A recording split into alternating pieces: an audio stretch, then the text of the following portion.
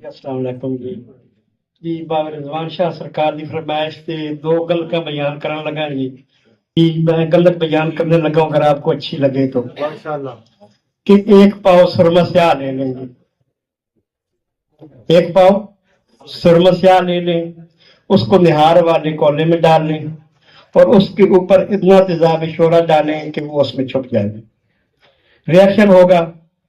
تیزاب تھوڑا سا نیچے ہو جائے گا، اس کے اوپر پھر تیزاب ڈال دیں، جب تک ریئیکشن ہوتا رہے اس کے اوپر تیزاب ڈالتے رہیں گے، جب تیزاب اس کو کھانا بند کر دے تو اس میں پانی ڈال کے اس کو غسل دے دیں گے اور جو پانی ہے وہ تھوڑا تھوڑا کر کے نکالتے جائیں، تو آخر پہ گندک ہے کہ وہ کیا کہتے ہیں اب یہ کلیم ہی جانتا ہے کہ کوئی طور پہ کیا ہوا جی موسیٰ علیہ السلام سرکار اگر کوئی چاہتے کہ میں اس کو تیل کر لوں تو سوڈیم پتری اس کے برابر لے کے اس کے ساتھ کھرل کریں تو یہ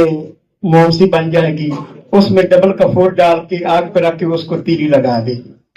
اس میں آگ لگ جائے گی اور یہ اوپر اور نیچے تیل ہوگی گندک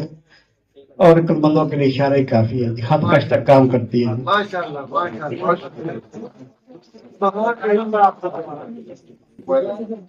زیرو 345 97 57 400 ایک اور سانسی گندک بیان کر دیتا ہوں اگر آپ لوگوں کے لیے